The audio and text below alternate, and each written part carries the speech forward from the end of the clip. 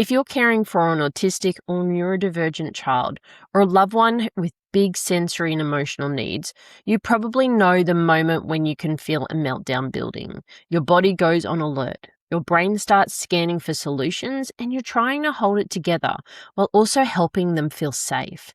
Today's episode is for those moments. If you're caring for an autistic or neurodivergent child or a loved one with big sensory and emotional needs, you probably know the moment when you can feel a meltdown building. Your body goes on alert, your brain starts scanning for solutions, and you're trying to hold it together while also helping them feel safe. Today's episode is for those moments and for the after moments too, when you're shaking, exhausted, or replaying everything. I'm talking with Catherine Crestani, a speech-language pathologist who spent nearly 2 decades supporting families and children with ASD. We're going to give you practical, non-shaming tools, what helps before the storm, what to say instead of calm down, how to bring your own nervous system down one notch, and how to reset and repair afterwards. Just a gentle note. We'll be talking about meltdowns, overwhelm, and family stress. Please listen in a way that feels supportive for you. You can pause and come back at any time.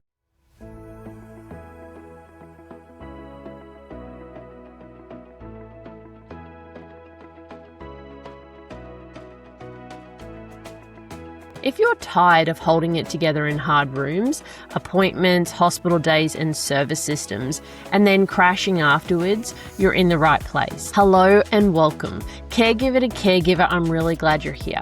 I'm Michelle. As a caregiver and advocate, I know firsthand what it's like to become the walking medical encyclopedia, to fight for continuity so you don't have to repeat your story, and to leave the room thinking, I should have said that differently.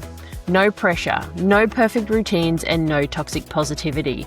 Just one gentle reset and one practical next step so you can have calmer days, clearer words, and advocate without self-abandoning. Before we jump in, if you want a simple tool you can use in real time when your body is flooded after a hard moment, you can check out my 90-second reset.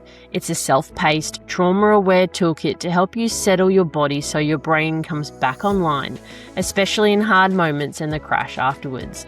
The link is in the show notes. No pressure, just support.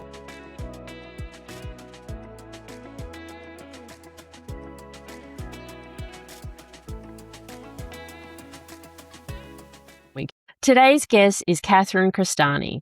Catherine worked for nearly 2 decades as a speech-language pathologist, supporting families and children with ASD and other diagnoses. She's also a mum, and she has a very grounded way of talking about nervous system regulation in real family life, without shaming kids and without shaming caregivers. Catherine, welcome. I'm really glad you're here because our listeners don't need perfect theories. They need what to do when it's happening support. Before we get started, can every caregiver take a moment and take a breath with me, and then we'll get in today's episode. Now that we're settled, Catherine, I'm so glad you're here. For anyone meeting you for the very first time, can you take us back a bit? How did you go from nearly 2 decades of working as a speech-language pathologist with families and children with ASD to work you're doing today? And what did you see behind the scenes that made you realize caregivers need more than strategies? They need nervous system support too. Well, I think the biggest thing was my own health and I never felt fulfilled in my job. I was very good at my job because I did more than what the average speech therapist would do. I didn't just go do speech therapy courses. I love learning. So I continually went through different courses. I would be at the occupational therapist course. I'd be with the dietitian. I'd be with the biomedical pediatricians. I constantly was learning, thinking that would fulfill me, but it wasn't quite my path. But the thing that kept breaking my heart was just seeing how burnt out the caregivers were as much as I was burnt out. And I truly believe we attract people in our life who are reflecting us or need our support. And I'm like, oh my goodness, I'm burnt out too. But it didn't stop me caring. And it still amazed me how many of my clients were like, you actually remembered things about my child after 2 sessions. I'm like, well, yeah, it's important I know about them, or it's important I know the little things. And I learned very quickly on in my career, no child is the same. And I never would read a report if a child was coming from somewhere else. And I did that on purpose because I didn't want to work in with that perspective of what someone else thought of them. And that might have made me going in, some people would say ignorant, but I didn't think that at all, because I didn't want to go in thinking they had behavior issues, or I didn't want to go in thinking that they were ODD or ADHD or whatever it might be. I just wanted to see them as them. So the biggest thing I kept noticing was that carers weren't looking after themselves. They would come in really run down, and I would genuinely ask, "Are you okay?" And they're like, yeah, I said, "No, are you okay?" And the biggest thing is that often, especially as mums, it doesn't matter if you have a child with special needs or not. As a mum, we always put ourselves last. Why do we do that? I will go buy my child new clothes, but mine are holey and falling apart, and I will just sew them up. I'm like, hang on a minute. I actually need new pajamas. I can't keep sewing these up. So we have this kind of mum guilt that happens. But when you have a child with special needs as well, what I was noticing is these parents needed respite, and they don't get it. It doesn't matter about NDIS or any funding. If you have American listeners, that's our insurance scheme here. It's it doesn't matter because it never gets approved, because the caregiver isn't acknowledged in that piece. And yet if the caregiver goes down, the rest of the ship goes down. Normally the mum or the dad, whoever's the primary caregiver, they don't get to stop. I had parents where they never slept because the kids were at high alert for escaping the house. And I will tell you right now, they did the normal things like hide the keys and everything like that. These kids, if they want to get out, they're escape artists. They would do evil shame because they are so clever at finding a way out of the house. Imagine living with that stress all the time. So these parents were coming in very heightened nervous systems, which then led to them getting sick, or led to them, and not a little sickness. I'm talking about backside on the ground, wiped out. Because that's what happens when you don't regulate and when you keep letting it up. And then the other thing that happens is our kids pick up on that. They're little emotional radars. So if you're feeling really anxious and stressed, they're going to be anxious and stressed. If we're feeling really angry, they're going to be angry. If we're feeling really sick, they'll probably get sick too, because they like to mirror us. And our kids are that, whether they have a diagnosis or not. They reflect back to us something so powerful that we need to see in ourselves. And I will tell you right now, my little nonverbal communicators were the most expressive. So you have to remember that when you're stepping into this. And I feel sometimes as parents, we overlook the care that we need to give ourselves. You are 100% correct that most caregivers, most mums or dads who are primary carers, they put themselves on the back burner. The statement that you made just before about they get new clothes and mine's holy is like a perfect example of one level of where we put ourselves last. And I like that when you talk about bringing on new patients, that you actually saw them for who they were and not what their diagnosis was, so that you could find a place where they fit rather than being provided with the category in which they were assigned. And I think that's really important to hear as caregivers, because a lot of the time they are circled into ADHD or ASD or ODD. I call it the alphabet diagnosis. That's what I call it. They're not seen as their own unique individuals outside of that space, with areas where they do thrive, where they do excel. And we focus on the spaces where they're limited or they're finding areas of struggle. For example, with our speech, phonological awareness, with our sensory processing, rather than looking at, well, how could we just adjust this slightly to make it a successful process for them? And when you were talking about being part of the care plan, that's something really big that we advocate for here at Nervous System Reset and J&B Inspired, because it's a significant area of failure in our medical system to not include the person that they are relying on 100% to keep the ship afloat. And burnout is not something to dismiss, push away, because it is a real, tangible experience for most caregivers at some point in their journey, they will feel that bone-shattering exhaustion that they cannot seem to even touch the edges of with even a little bit of sleep. And the reality of having to be switched on 24 hours a day to protect their loved ones. And from your experience, what do you wish more professionals understood about caregiver nervous system load that meant that this process of caregiving was more supported? I feel just how much people need time out. And a lot of the time, especially I found, because I worked with a lot of student speech therapists, they were so ignorant to what the parents needed. And that's fine because they're younger and that sort of thing. But I never worked that way. And that was just me. Because even from a young age, I could see like the parents needed support as much as the child. And I think a big thing that needs to be brought up, and I'm sure you've had other guests, is that you need networks and support networks. And you need to have someone to call when you're not okay. And so often I had a lot of single mums because the dad would just leave. It was too hard. And I was like, well, or actually I had the other way as well, where the mum left because it was too hard. And they genuinely were exhausted. I had this one dad that's popping into my head. And he was working, of course, a full-time job. He had a teenager. Then he had his like preschooler with high needs. He was like autism level 3. So had to do that as well. And he was just exhausted. And he goes, I said, do you have some family? Because you need a weekend off. And he goes, oh, my sister's coming over to watch him. And I was like, oh, great. But it took a long time for him to get to that level of trust too, because especially we are so protective of our babies. And again, it's hard to leave them with people. And that's not about attachment and things, but especially when they have needs, it's like, all right, do you understand? But in saying that, sometimes it's nice for them to be exposed to somebody else. And this is the other thing that people don't talk about is when they go to school, they will end up with casual teachers.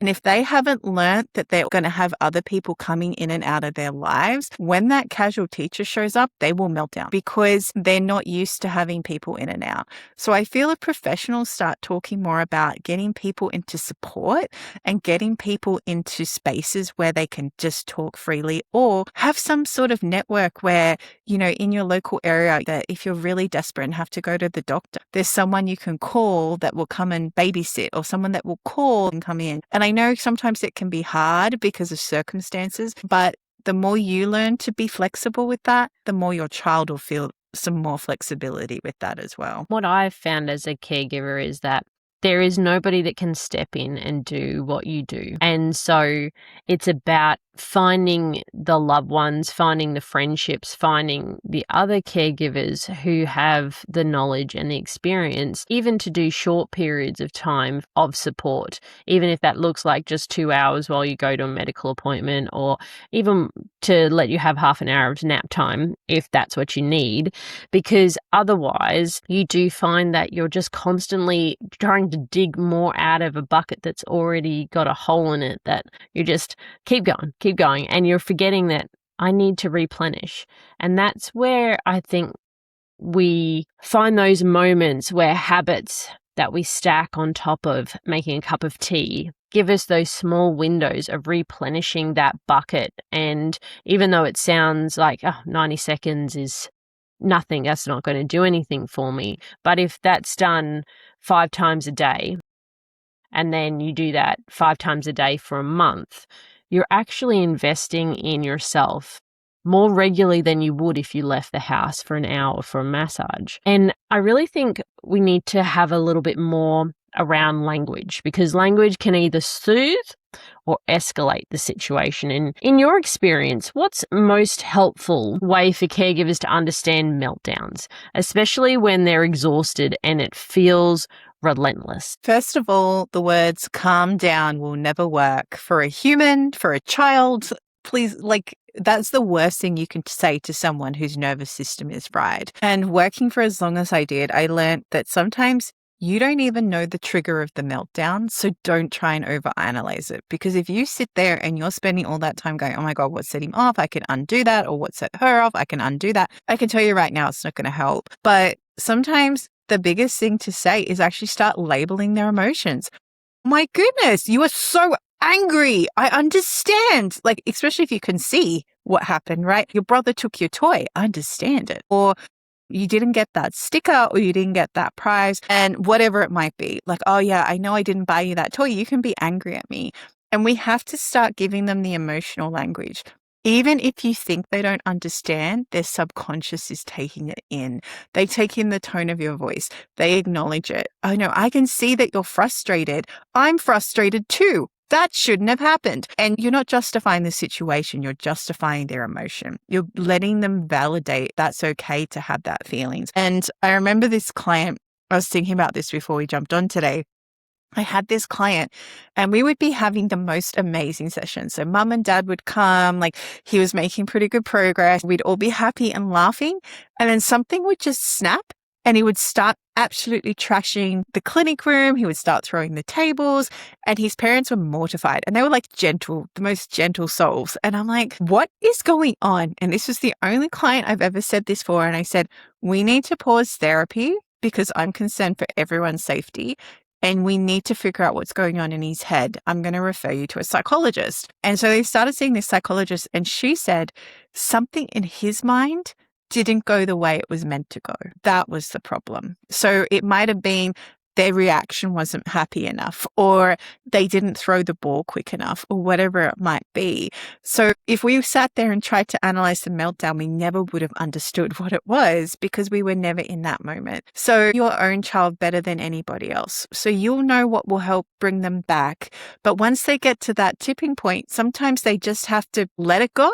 And sometimes it can be inconvenient in the middle of a shopping center. I understand that. Even I've had my child with 2-year-old meltdowns, not the same extent as like child with ASD's meltdowns, but at the same time, I've had the meltdown in the middle of the shopping center, and I just choose to, in that moment, okay, as much as this is embarrassing, as much as all these emotions of guilt and shame and anger and everything are coming up, it's like, okay, I understand you're frustrated, but that's not happening right now. And it's just trying to hold your ground. And this is where you breathing and you staying calm in your own system can be the calm down that they need. For me, when I was working with clients, when they went into meltdown, all the parents said that you're so calm about it. And I said, because I need to be, because they need to know I'm a safe space in that moment. And that's what our kids are looking for. They want the safe space where they can have the big emotions and it's okay. And as a parent, this is where you breathe. And if people come by and judge, you just say, you can have that right back. Thank you very much. I actually do that to people. You can have that back. And they don't know your story. So don't let their judgments or their feelings be projected onto you, because in the end, they don't know what you've been through. They're not being curious, they're being judgmental. And I feel if we all had a healthy level of curiosity, it would help more with meltdowns. I had this client very early on. I think I'd only been working maybe 2 years, and he wasn't even my client, actually. He was the other therapist I was working with that day. It was her client, and they left, and he had a meltdown in the corridor. And I walked past to go to the toilet, and the mum was trying to get him out behind. He was behind a pot plant, like he's hugging this pot plant, right? He's had this full-on meltdown, and mum's trying to calm him down to get him to come out. And all these people that worked in the building were stopping to give their 2 cents. And I was like, oh my goodness, this poor mother. I was like, I really need to go to the toilet. I'll see the situation when I come back. Anyway, and he was still there and he was still carrying on. And I said to her, who I am. She's like, yes. And I said, can I pick him up? She goes, yep. Because I just felt he needed that. So I picked him up, I started carrying him. I said, where's your car? And he just stopped instantly because I was the calm presence that came in and I was different. So I almost shocked him out of that meltdown, because this is so often happens. It's like they'll just stop the meltdown and you don't even know why. So it shocked him out of that meltdown. And I carried him to the car. Later, he became my client when that therapist left, actually. And she goes, I will never forget that day. She said, you had no judgment. You were just there and you just wanted to support me. And she goes, that is all I needed in that moment, was someone just to say, or come along and go, what do you need? So if we see other parents in that situation, you can resonate, especially if your child's been through it. But at the same time, that simple things like, what do you need right now? Do you need me to hold your trolley for you? Do you need me to carry your basket while you pick him up? What do you need right now? That can be such a beautiful act of humanness that I think sometimes we forget. I think that's really beautiful, because you're right. I have been in that situation where we're in the shopping center, we're on our way to a therapy, and we're in the middle of the road and we are putting ourselves in danger. but no understanding of why, no knowledge of what it is, and finding that calm within yourself to anchor and be okay to not fix this right now, but just to move them to a place where they're safe, and then we just be there in that emotion, because as long as they're safe and they're not harming either themselves, another person, or their environment, then it's okay to just let them have that experience. And you're right, it could simply be that in my brain, I thought we were going to the park that way, but you're taking me to the park that way, and my entire body has frozen. I can't talk, I can't walk, I can't respond to you. And there's no way of knowing that. It's not like they say to you, you ignored my brain and you didn't take me that way. There's just nothing. And a lot of parents and caregivers experience that overwhelming wash of shame, of guilt, of not being enough, because they've had these experiences where outsiders who have no understanding immediately think you don't discipline them enough, pick them up by their shirt and put them in the vehicle. I had an experience like you were talking about in the shopping centre where they were driving past me and my son was having a meltdown and he was hitting himself on a trolley. I needed to abandon my shopping trolley full of food to take him to just regulate in the car. And the judgment was, maybe you should just euthanize him. It would be easier for the rest of the world. And in that moment, the sheer devastation that I felt as a parent, and also to like regulate my own anger at that person. But if you take that one example of criticism from external sources, the amount of stress and pressure that a caregiver feels when going out in public, knowing that there's a potential that a meltdown can occur for no reason that we can physically interpret or step in. And I feel like a lot of caregivers can feel themselves going into panic or urgency as it builds, like, I need to stop this right now. And then afterwards, they feel the guilt of, I should have handled that better. What's happening in the caregiver's nervous system in those moments? What is the kindest way that we as external supports, because we can be that, we can step in as an external support. What is the kindest way to work with them? Well, I guess first of all, that's terrible that person said that to you. That no one should ever say that to another human being. That's just disgusting. It doesn't matter what's going on. So first of all, I just want to acknowledge how terrible that is. Second of all, for the carer in that moment, your system's going to automatically go into fight or flight. You are already in fight or flight, but you're just going to move further up to the point of freezing, right? To the further point of shutdown. And as a parent, we don't have the luxury of going into shutdown. Sometimes it's nice when our kids get to that point and go into shutdown because it's actually easier to manage than the fight or the flight, right? Because they're just in frozen. I can just pick them up and put them in the car. Or when they get bigger, it's much harder to do that. When they're younger, it is a bit more simpler. But at the same time, then we get all those feelings, exactly like you said, start to come up of shame and all those things. And that is where you have to start to pull yourself in, because your kid is feeling that. So then they're feeling that their meltdown is making everything worse. So then the meltdown keeps getting bigger, right? It's like this perpetual cycle of you feeding each other. And the best thing I heard was, it wasn't even a carer. She was just going through a cancer recovery. And she said, be where your feet are, because all you can do in the moment is act the best you can in the moment.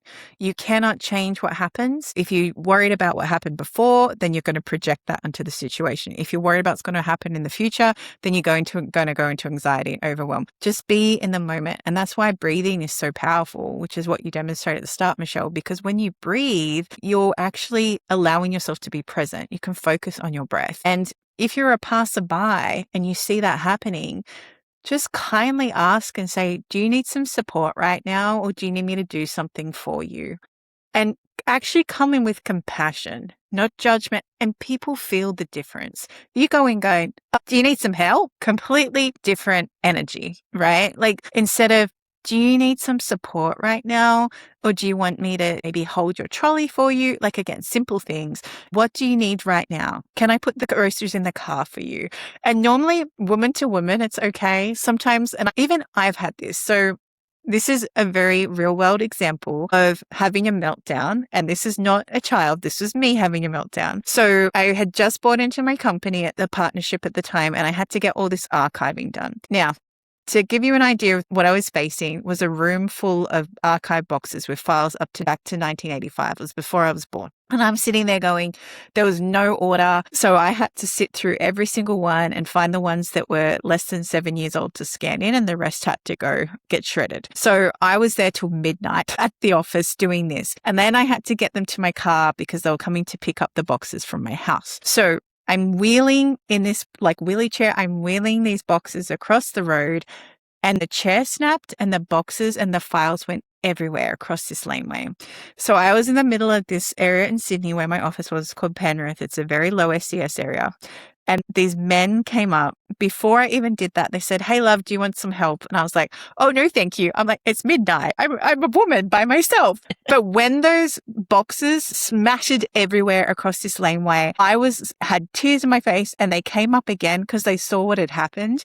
And they said, "We promise we're not going to hurt you. Can we just help you?" And I said, "I don't even care at this point. You can just help me. Please help me." And logically, I'm like, I've got keys. I can stab them if I need to. You're trying to think of all the worst case possible things. And they were actually just generally nice guys. They were just out as buddies having a drink, and they were just walking by. And they go, "You let your friends know there are nice people that live here." But in that moment, I was refusing to accept the help as well. So sometimes when people offer that support, if you feel that genuine compassion coming from them, accept it. Be able to receive it, because sometimes we reject that support and then we end up even further alone or feeling further isolated or all those sorts of things. So if you have someone coming from a compassionate and genuine point of view, you have to learn to say yes to that support too. And I know as a lone wolf wearing that mask for so many years, I'm going to do everything myself. Example, wheel these archive boxes to my car and then splitting across the road. At the same time, you have to be able to say yes to the support. So for anyone listening who sees a parent who might need that support, go up and ask genuinely with compassion in your heart. Leave the judgment behind, because they will feel that. And even if you put your hand on your heart before you go ask, tune into there and you take the deep breath yourself, because you don't want to escalate the situation. And I can tell you right now, don't offer help with the kid unless the kid knows you. Offer support with something tangible, like, can I hold your trolley for you? Can I push this to the car while you grab him or her, whatever it might be. And then if you're the parent or the caregiver, please learn to say yes to those people, because not everyone is out to shame you or get you. There are genuinely nice humans in the world. Sometimes we just have to remember that and find them again, especially when we've had so much judgment from others. I really like how you're talking about bringing yourself to center when you're in crisis yourself. Because so often somebody will say, "Can I help you?" or "Do you need something?" And it's also our pride of, "I've got this," as the role kind of evolves over time. You manage everything. You're doing all the appointments and you're ordering things and you're doing all of the things. And part of it is like an internal monologue, as if I'm seen to not be doing this properly, then I'm doing a bad job. I'm not doing the job that I have started. And that is a massive message that we also receive when we're in medical environments. If we're too emotional, if we're too angry, if we're too happy, if we're too sad, all of these things get automatically judged and noted. Mother cried, therefore is concerns raised for whether or not they can actually do the role of caregiving, because she had one moment of weakness in front of somebody who is meant to be there for support. And you spoke about breathing. One of the micro tools that you spoke about was breath. And I wanted to just touch on that here in this moment to kind of help caregivers who are listening, because I'm sure that they can feel themselves in the examples of being heightened and being in those top chest breathing moments. Can we stop and just pause and talk about that micro tool? Of course. So especially breath is such a powerful tool because it helps regulate our vagus nerve. So our vagus nerve is like one of the biggest nerves in our body, but that's the one that gets super triggered when we go into meltdown and stress in our nervous system. And breath helps you focus on something other than the situation. Because if you choose to go into a breathing pattern, it could be as simple as breathe in through your nose, breathe out through your mouth. There are other ones, which I'll go through in a minute, that can be more, take you out of your head more. That's the whole point. You're dropping out of your head.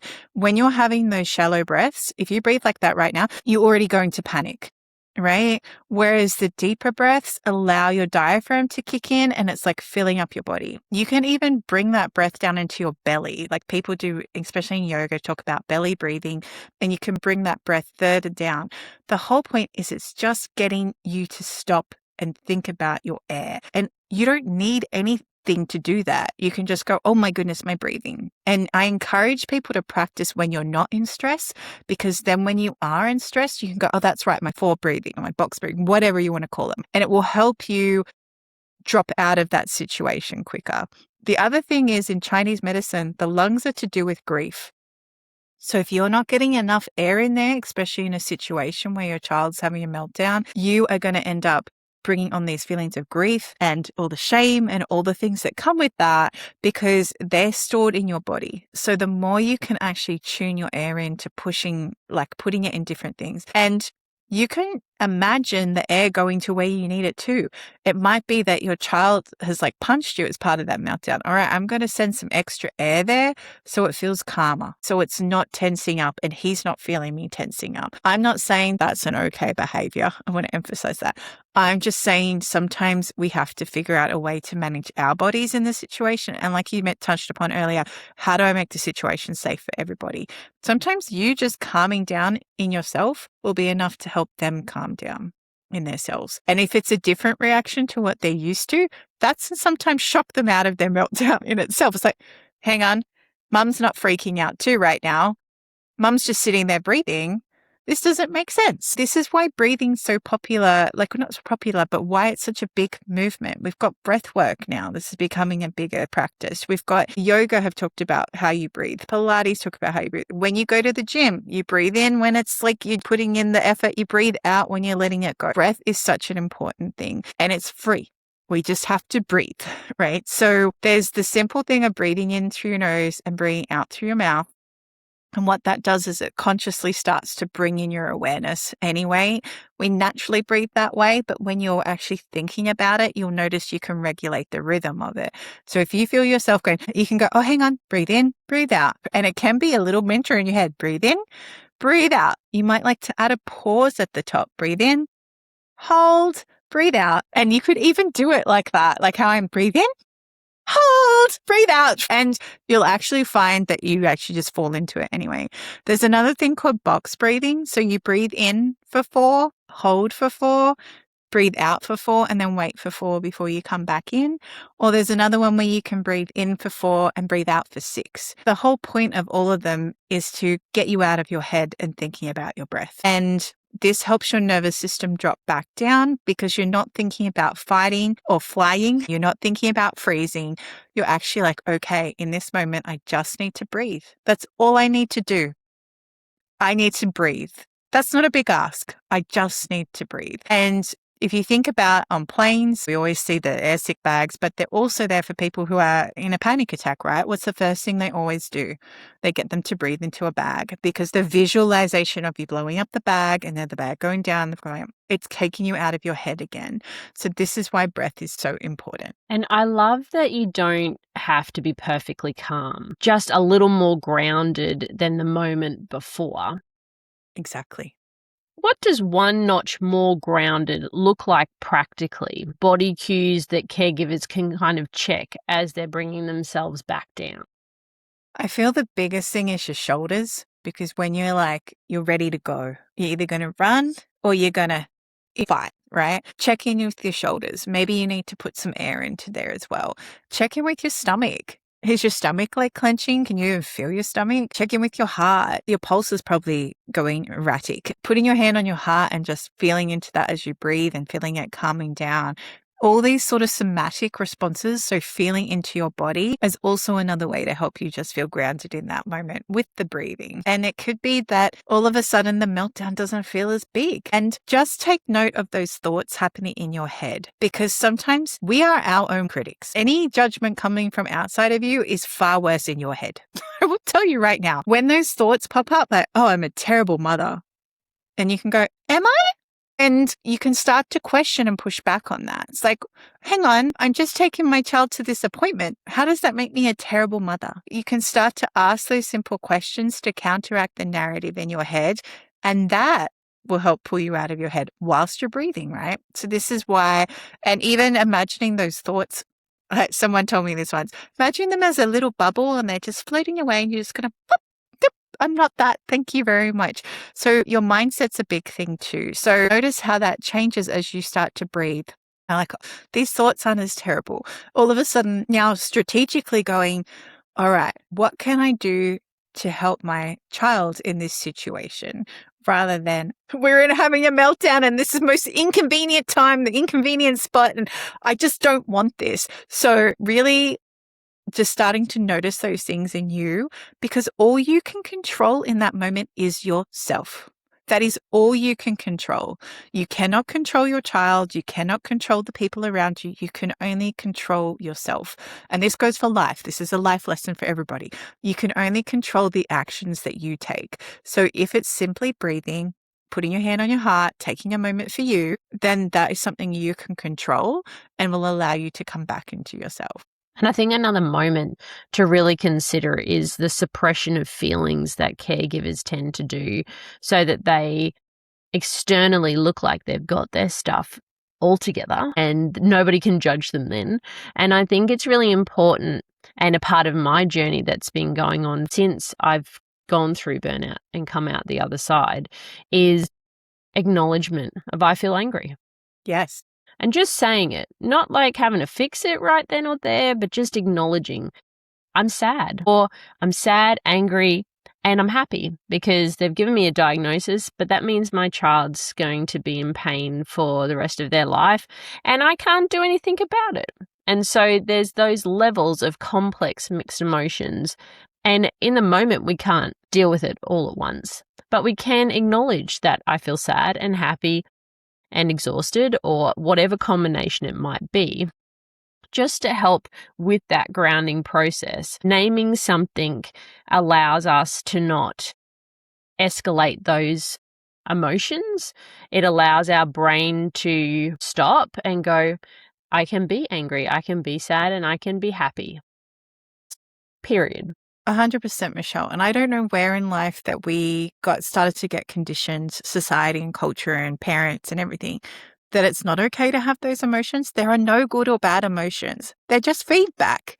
If you're angry, that means someone's really done something not great. You're allowed to be angry, but just saying I'm angry is not enough. Sometimes you have to feel that emotion and be like, I'm so angry. And sometimes your child can learn from that too. You yelling out, I am so angry, can be enough for them to go, oh, I can do that when I feel that big emotion too. And labeling your emotions is one of the most powerful things you can do for your child. Doesn't matter if they're verbal, nonverbal, what level of their understanding is. You putting a label to it is exposing again their subconscious, and it's allowing them to start to get some level of emotional mastery. I will tell you, as humans, we're terrible at saying, like you said, I'm angry or I'm sad or I'm frustrated. And then we're quick to dismiss it. We don't actually feel it. So I think I interviewed someone on my podcast and they said, feelings only become emotions when they're not felt. So when you feel that feeling in the moment, it's quick, it's fleeting, and then it goes because you've actually felt it and let it express itself. Obviously, in a healthy way. We don't want to go punch people. We might go punch a pillow instead, but whatever it might be. But if we don't feel that and we shove it down and it becomes an emotion, I'll tell you right now, it will store somewhere in your body. And I can pull it out of you. I've got techniques. Kinesiology knows how to find it. Neuroemotional technique, emotional code. Like all these techniques know how to find those emotions in your body. You cannot hide them. The body keeps score. It doesn't lie. So if you're constantly pushing your emotions down so you can be the happy mum and everything's okay, even though life is totally crap right now, and like that is not okay. And I generally, when I ask people, how are you? I actually care. If they're like, oh, I'm okay. No, you're not. What's really going on? Person enough to do that. So thank you for bringing up labeling emotions, because it is so important. And when we do that for ourselves, we're doing it for our kids. And even I know when I was moving offices one time, I had my son with me and I said to him, look, I'm going to be really stressed this weekend because I have all these things I need to do. I'm going to be really, really busy. I think he was like maybe 3 or 4 at the time. Anyway, the whole weekend he was an angel child.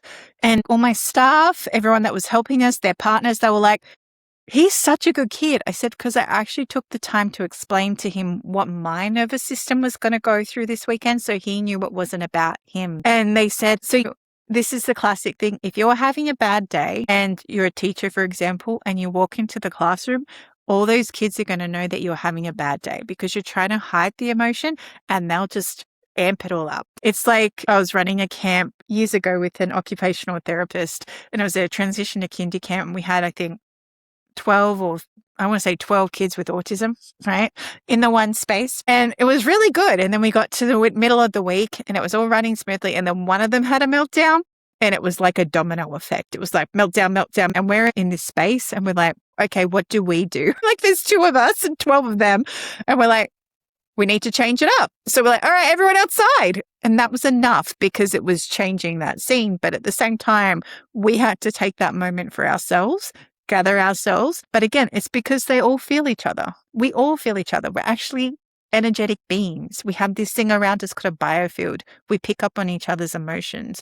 It's like when you walk into a room and you don't feel welcome, right? Our kids are even more sensitive to that. They're like super tuned to it. So just be aware of that. If you're feeling angry and your kid's agitated, maybe you have to say to them, I'm feeling really angry today and I don't know why, but I'm so angry. And then you'll notice that they just change because they're feeling it's not towards them anymore. It's just something happening with mum or dad. Yeah. And I really embody that since coming out of burnout is that I notify my children. I'm feeling really frustrated right now. I just need you to be aware that if you keep going, I may tip over to anger, and I'm just need a moment if that's okay. And now the kids are like, yes, not a problem. And then I come back, I'm like, okay, all right, I'm okay now. I just needed that moment. Thanks so much. And it's such a big one for us to like talk about when we were talking before about the calm down statement. If our child or our loved one is in a state of dysregulation, calm down has generally the opposite effect that we really want it to have, and it doesn't work. And when you're under pressure, it can come out anyway. There is no predicting how saying calm down to a person is going to come back at us, basically. Exactly. What do you recommend instead? Words that are simple, honest, and non-performative. I feel just labeling their emotions. Like we talked about this earlier. I can see you're angry. I can see that you're frustrated. I can see how sad you are. Yeah, let's stomp our feet. That's not fair. And when I always did that with clients, they would stop because all of a sudden they're like, oh, someone's acknowledging me. Someone understands. And even if I didn't know why they were angry or why they were sad, it didn't matter because I was acknowledging what was happening in their body. And it's an unusual reaction. They're not used to that. They're used to everyone else freezing around them, or they're used to everyone else trying to be like, shh, shh, shh, shh, it's okay. No, it's not okay. And right at that moment, you saying it's okay to them, it's like, actually, it will be okay. But right now you can be angry, and that's okay as well. So labeling the emotions as best you see it. It might not be perfect, but as best you can understand, yeah, I can see how confused you are. That's so frustrating. Or I can see that's shocking, whatever. We have a whole word of emotions. You can look them up, words for emotions. You can look up simple kids' emotions, whatever it might be. If you're not sure they're getting it, I used to have this thing that a friend taught me years and years ago.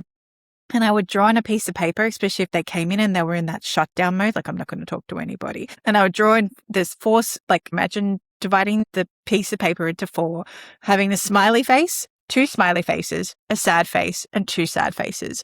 How are you feeling today? They will look straight away where they're at. You're really, really sad? Is it an angry sad or is it a sad sad? I'm really angry at mum. Mum, what did you do? That's terrible. So it just helps them get out of that loop going in their head too. So having the words to express themselves as an adult, but also from a child's perspective can be really powerful. See, our job sometimes is just to give them the words that they're looking for. Because when you're in that overwhelm, when you're in that meltdown stage, it's hard to always find the words to express what's happening. So just even labeling like, yeah, you're hitting that trolley. Yeah, it must have done something really bad to you. And that could be enough to even snap them out of it. It's like, what are you talking about? Because they're not going to hear everything that you're saying, depending on how far they are down that meltdown thing. The biggest thing I learned is once they're in that tipping point, you can't bring them back. You just have to let it go. They have to go through the motions. And whatever pulls them back will pull them back. But I can tell you, once they tip over that, you just got to let it go. And sometimes surrender can be the best thing we can do in that moment. Obviously, make sure they're safe. We're emphasizing that. But you just got to label and go, okay, well, we're at meltdown stage. Here we are. So be it. And let's see what happens from it. What can we learn from it? What words can I say in this moment? Rather than, oh, I wish I hadn't let it get to this point. Sometimes, like I said, we said it, touched upon the start, you don't even know what can get them to that point. Sometimes we just don't know. And for me, we're talking about stepping before the tip over the edge where, okay, there's no coming back from that right now. Just need to let it flow and come to a conclusion on its own. Some of the things that you were talking about where you divide the page up into 4. We have a chart of emotions in smiley faces. We have Pokemon with different emotions too, because each child is different and unique and we need a different approach.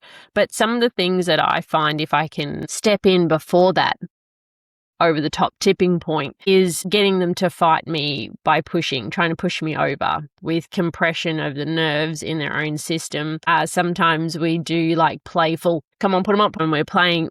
It's about bringing joy in and acknowledging that I can see that you're frustrated, but push me harder or against a wall.